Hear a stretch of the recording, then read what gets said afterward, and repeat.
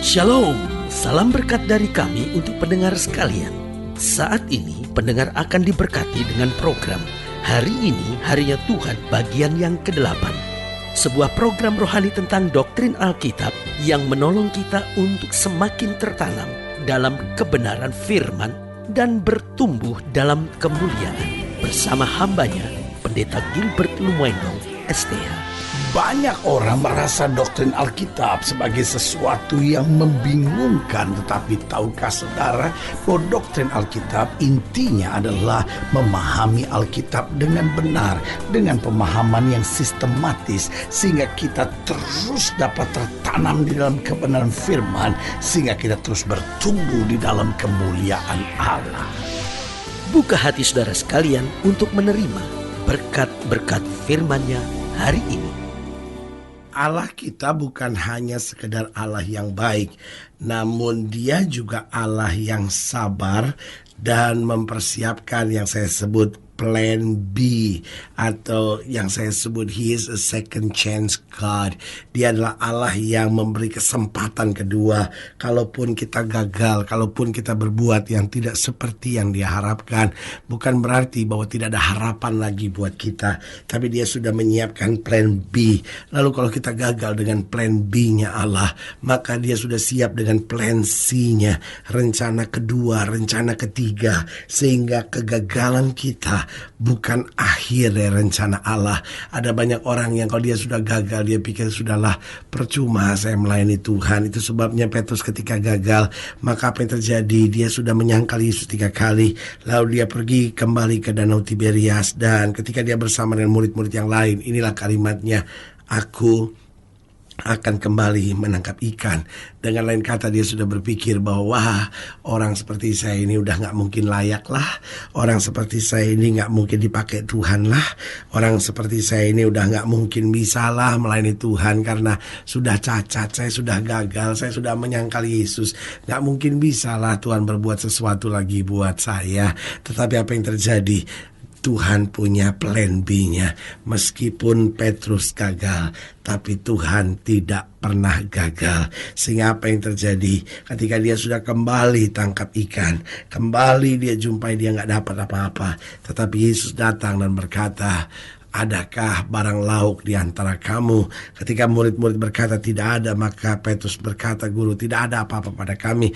Lalu Yesus dengan tegas berkata, tebarkan jalamu di sebelah kanan perahu. Saudaraku yang kekasih dalam Tuhan, ini mengingatkan kembali kepada Petrus bahwa Yesus punya plan B. Yesus itu sabar. Dia memberi kesempatan kedua, bahkan dia memberi kesempatan ketiga. Asal saja kita mau bertobat, asal saja kita mau berbalik, maka dia selalu punya jalan yang terbaik buat kita, anak-anaknya. Haleluya.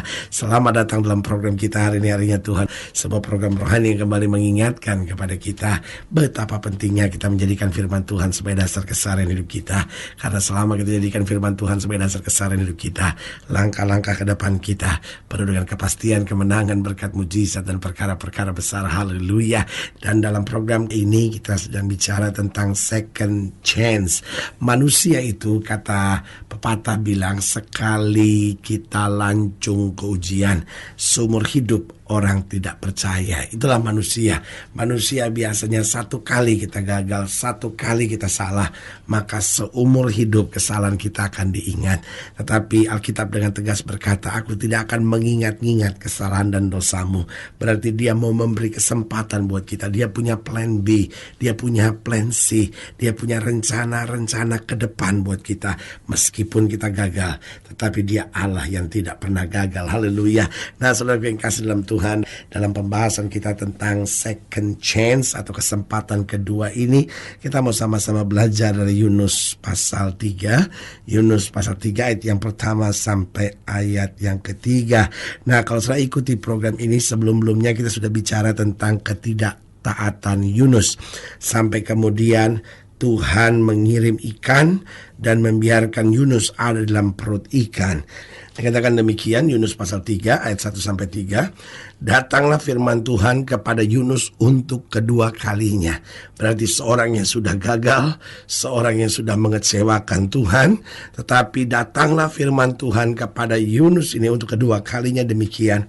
Bangunlah, pergilah ke Niniwe, kota yang besar itu, dan sampaikanlah kepadanya seruan yang kufirmankan kepadamu. Bersiaplah Yunus, lalu pergi ke Niniwe sesuai dengan firman Allah. Niniwe adalah sebuah kota yang mengagumkan besarnya, 3 hari perjalanan luasnya. Nah, saudaraku yang kasih dalam Tuhan, sekali lagi saya mau tegaskan bahwa kita bisa gagal, tapi Allah tidak pernah gagal. Yunus telah gagal, tapi waktu Yunus menyadari kesalahannya, Tuhan kembali memakai Yunus. Pertanyaan saya, apakah tidak ada orang lain yang bisa dipakai oleh Tuhan?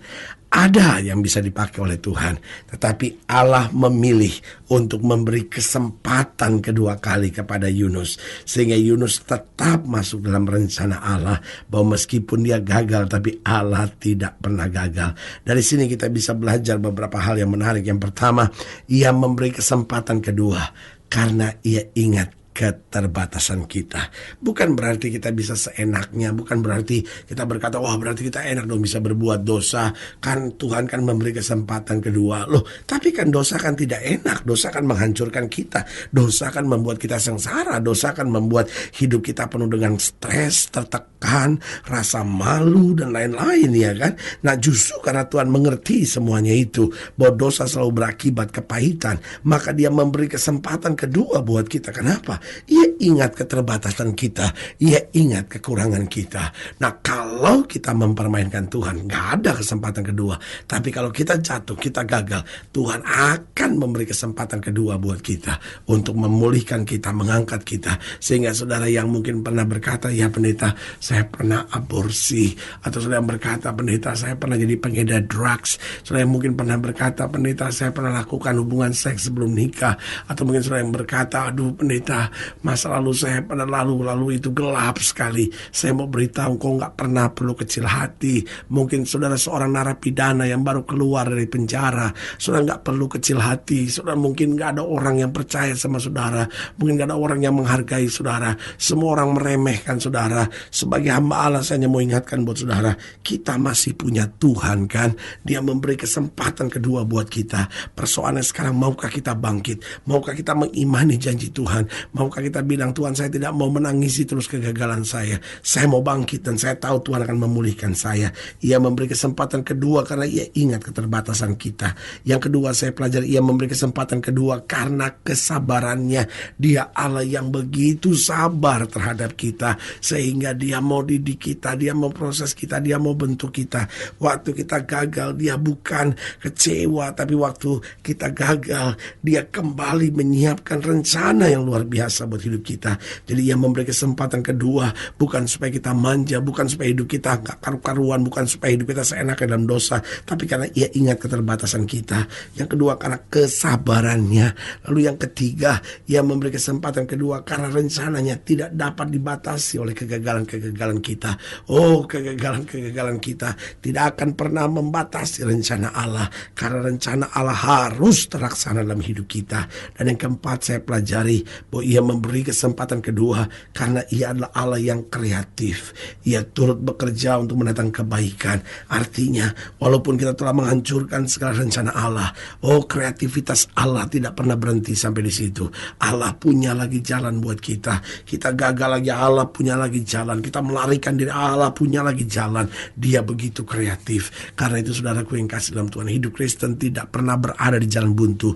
Jangan pernah menyesali nasib lalu berkata, aduh Tuhan, saya sekarang sedang ada di jalan buntu, saya udah gak tahu mesti buat apa. Tapi Yesus akan tersenyum pada kita dan berkata, anakku, aku masih punya 1001 jalan.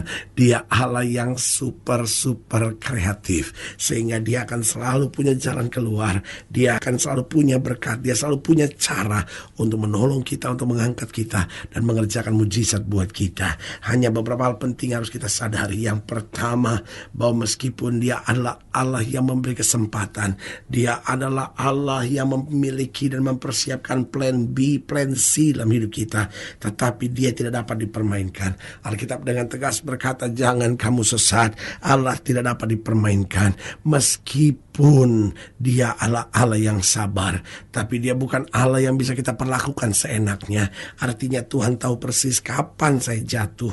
Tuhan tahu persis kapan saya gagal. Tapi Tuhan juga tahu persis kapan saya mempermainkan Tuhan. Karena itu sebagai hamba Allah, saya mau ingatkan buat saudara, orang-orang muda, para suami, para istri, jangan mempermainkan Tuhan.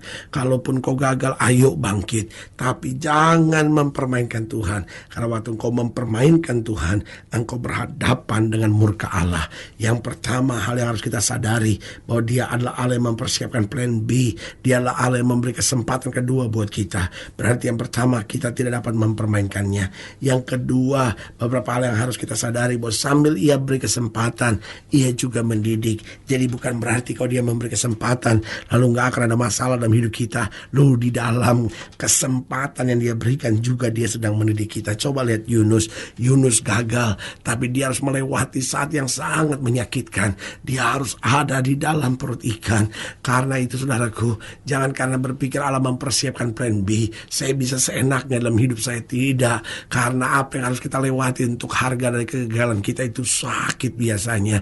Oh, Yunus harus berseru dan berkata, aku seperti ada di dalam dunia orang mati. Tapi saudaraku yang kasih dalam Tuhan, keluar dari pendidikan Allah, Allah melakukan sesuatu yang luar biasa dalam hidupnya. Lalu yang ketiga, beberapa hal yang harus kita sadari tentang Allah yang mempersiapkan plan B dan memberikan kesempatan kedua, bahwa makin lama kita taat, makin berat tantangan hidup kita. Jadi tantangan kita terasa berat, bukan karena Allah gak buat mujizat, tapi karena kita belum mau untuk taat. Tapi persis di waktu yang bersamaan kita mau taat, di situ kemuliaan dan kuasa Allah akan tercurah kembali dalam hidup kita. Haleluya. Saudara gue yang kasih dalam Tuhan, jika saudara yang nilainya lebih jauh, hubungi kami melalui telepon, hubungi kami melalui surat, kunjungi website kami, karena kami ada untuk membawa Bapak Ibu sudah senantiasa lebih dekat pada Tuhan dan mengalami kasih kuasa mujizat yang luar biasa. Haleluya. Secara khusus melalui program ini juga saya mau berdoa buat siap saudara yang sakit, siap saudara yang berbeban berat, karena saya percaya bahwa bagi Allah tidak ada perkara yang mustahil. Nah, saudara pendengar sekalian yang didoakan, boleh taruh tangan kanan saudara di dada dan kita akan berdoa. Mari kita berdoa. Bapa, dalam nama Yesus, sama doa buat setiap pendengar sekalian, mereka yang taruh tangan kanannya di dada karena butuh mujizat, karena butuh kekuatan, karena butuh damai, karena butuh jamahan dan lawatan Tuhan. Mereka yang sakit, mereka butuh kesembuhan dalam nama Yesus. Mereka yang lemah, mereka yang sedang menghadapi masa-masa yang sukar, bahkan yang rumah tangganya sedang goncang, Tuhan jamah dalam nama Yesus. Mereka yang mungkin sedang putus asa, mereka yang mungkin sedang merasa gagal dalam hidupnya, hamba juga doa dalam nama Yesus, Tuhan jamah, bangkitkan kami kembali untuk kami melihat kemuliaan Tuhan dinyatakan. Oh, di dalam nama Yesus kami berdoa. Haleluya. Amin. Saudara yang kasih dalam Tuhan, kita sudah berdoa. Ingat, tidak pernah Allah lalai menepati janjinya.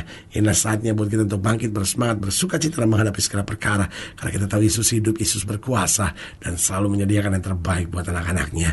Doa saya menyertai saudara. Sampai berjumpa pada program berikut. Dan jangan lupa, jadikan hari ini harinya Tuhan. Haleluya.